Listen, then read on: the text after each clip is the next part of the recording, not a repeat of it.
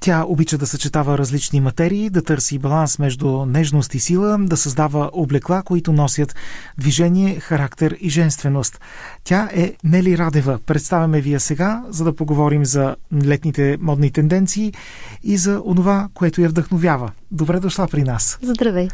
За мен е огромна радост, че сме заедно и тук в навечерието на тези прекрасни летни дни, в които всички се опитваме да открием, може би, собственото си аз чрез облеклото, но какви са модните тенденции за лято 2026? Това, което вие наблюдавате, на какво залагат най-често дамите, пък и кавалерите? Тенденциите са доста разнообразни.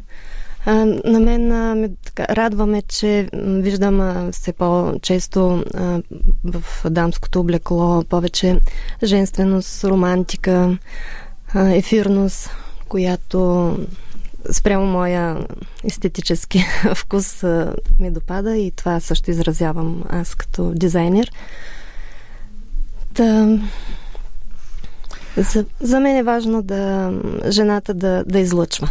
Просто да излъчва себе си. Но кое е по-ценното, да подчертае нейния силует или определени форми или пък даден аксесуар, който носи? Със сигурност с облеклото си трябва да се съобразяваме с даденостите, които имаме, природни дадености. Много е така деликатен момент, кое да подчертаеш, кое да прикриеш.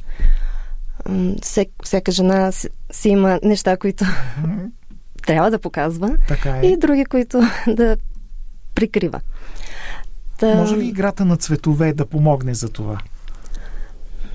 Да, има си определени правила. Добре, да дадем една идея. Всеизвестно е, че, например, бялото разширява, черният цвят прибира силуета, но това по принцип така са норми, които аз лично толкова не спазвам. За мен е важно, когато създавам дреха за конкретна жена, да, трябва да се съобразявам с нейната фигура, но чрез материи, чрез цветове, чрез събитието, за което трябва да се подготви, да изразя нейните качества, нейното присъствие. Има ли цветове, които доминират през това лято? Да, като всеки сезон си има трендове. Така на мен ми доставя огромно удоволствие, че този сезон нюансите на бяло са много актуални. Това меко бяло. Soft white, както го наричат. Да, точно така. Това е тренда за сезона. Не е точно класическото бяло. Ярко, да. И това създава една мекота, една така изтънченост, класа. И лукс дори. И даже лукс, което е много ценно и особено когато говорим за събития, на които бихме могли да присъстваме през лятото, но винаги е така въпрос на вкус от една страна, а от друга и на това какъв е ранга на съответното събитие, как да се облечем за него, защото ставаме свидетели, разбира се, както на празнични моменти през лятото, било то сватби, кръщенета, но и някакви други официални събития, коктейли и така нататък. Да, много е важно първо да знаем точно събитието. Дали няма и предварителен дрес-код, който се обявява за него? Да, със сигурност. Ако има, трябва да се съобразим с него. Ако няма, трябва да се съобразим с типа събитие. Например, ако е кръщене, предразполага за повече лекота, повече ефирност в визията. Ако е сватба или вечерно събитие, там може да си позволим доста повече блясък, драматизъм, ексцентричност.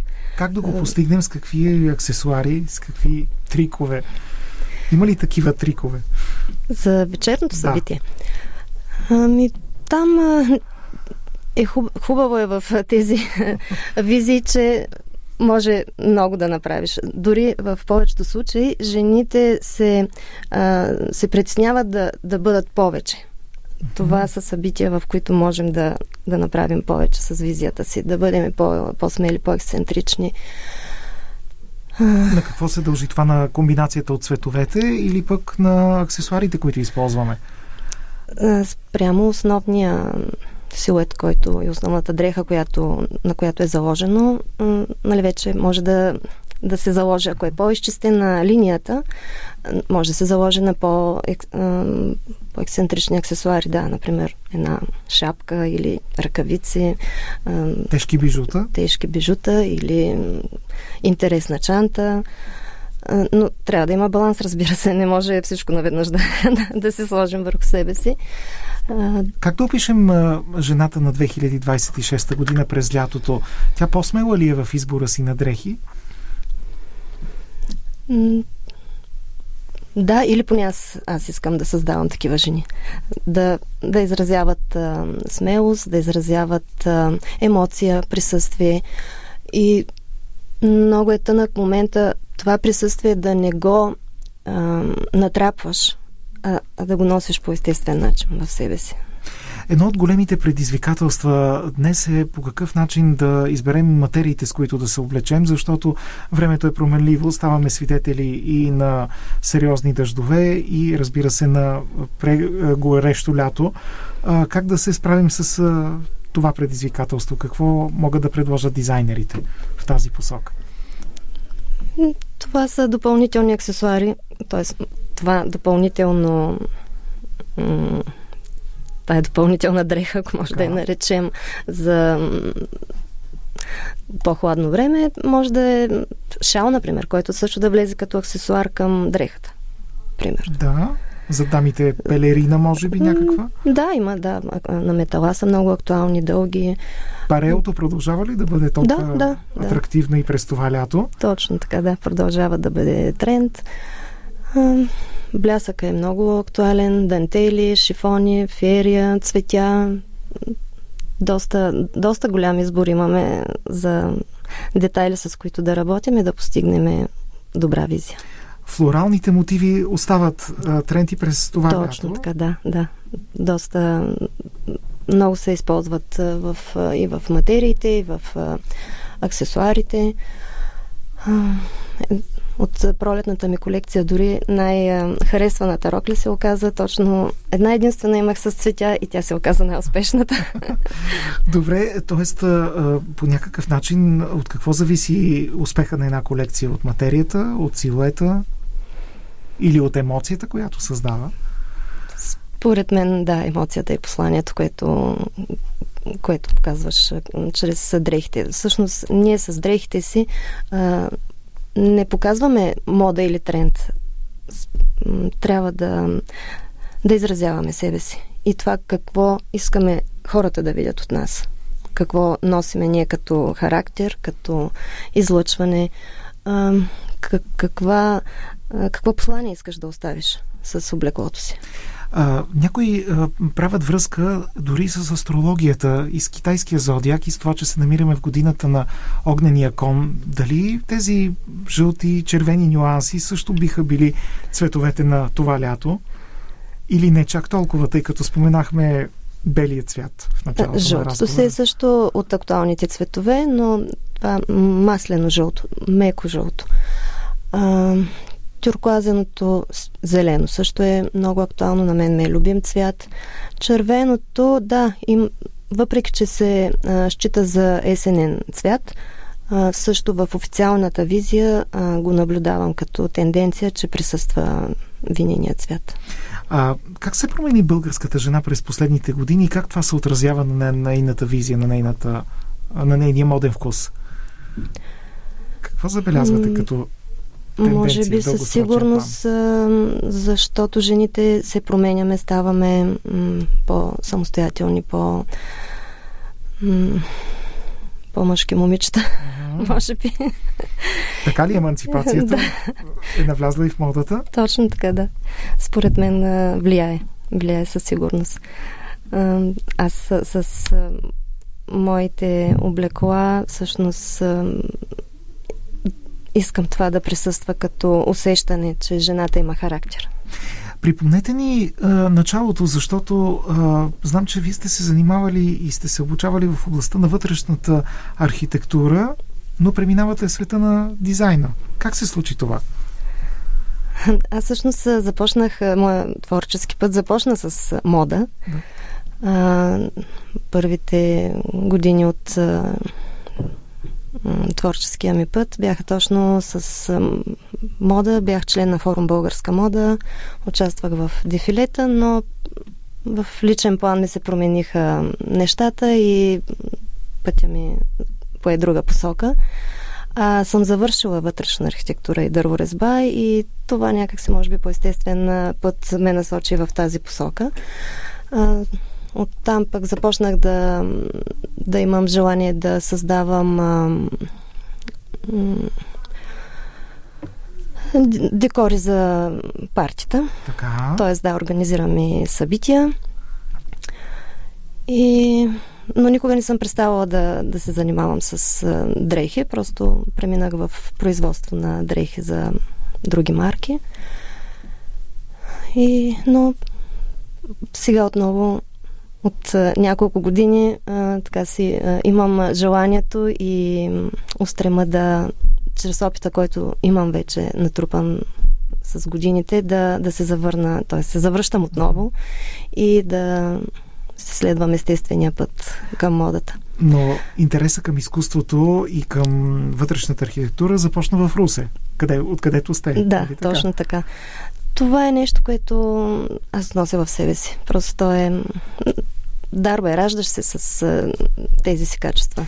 Това и ги развивам в годините. Това по някакъв начин променя ли гледната ви точка за дрехата или пък начин, по който гледате на нея? Да, със сигурност. Всъщност този целият път, който съм изминала, така си давам сметка, че дори в интериорния дизайн, в събитията и в дрехите, моята цел винаги е била да изразя човека, за когото създавам нещо. Дали е събитие, дали е интериор, дреха. Аз винаги се опитвам да разбера човека, който стои срещу мен, да взема най-добрите му емоции, най-добрите му качества и да ги пресъздам през моето усещане за стил. Тоест този личен подход. Да, много ми е важен. Всъщност това по някакъв начин смятам, че ме кара да се чувствам щастлива от свършената работа. Това ми доставя огромно удоволствие да приема след това като обратна връзка удоволствието от хората, за които съм създала нещо. Имало ли е дреха, която никога не бихте създали, защото не отговаря на вашата философия? Да, не бих го направила. Събитие, дреха, не мога да направя нещо, което не преминава през мен и през моето усещане за естетика. Това може би се усеща и в хората и по този начин привличам хора, които разбират моето послание и ми се доверяват и така се случват нещата много по-естествено. Когато се прави нещо на сила, защото някой иска нещо конкретно, а то не отговаря на моята емоция, не се получава връзката между мен и клиента. Трябва ли да се правят компромиси обаче? Компромисът е в това да успея да разбера максимално добре човека, който стои срещу мен. Ако разбирам, че върви в не много правилна посока или правилна спрямо моята преценка за естетика, се опитвам да дам съвет, да насоча вниманието в друга посока и в повечето случаи се получава компромиса. Добре, но пък вие участвате и в много ревюта и разбира се специални вечери посветени на модата. Станахме свидетели на вечер на стила, организирана от професор Любомир Стойков и съвсем наскоро във връзка с 100 годишнината на Мерилин Монро, където също представихте специфичен модел. Няколко думи за този вид събития, когато се налагат да представите публично своето творчество, когато не е съобразено с индивидуалната линия, индивидуалния подход. Тогава какво правите? Каква е вашата стратегия в такъв случай? Съобразявате с модела, може би, който ще представи облеклото?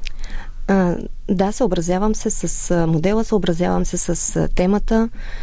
И... Какво избрахте за 100-те години Мерилин Монро?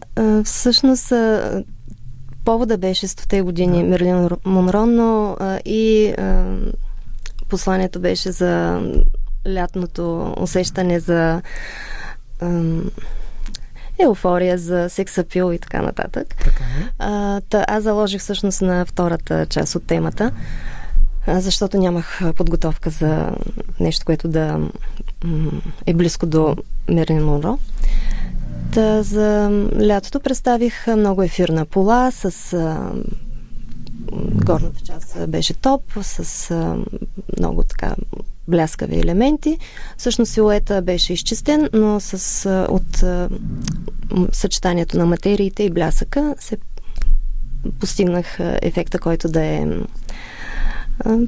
пресъздава тази ефирност. Абсолютно. И нека да продължава да пресъздава.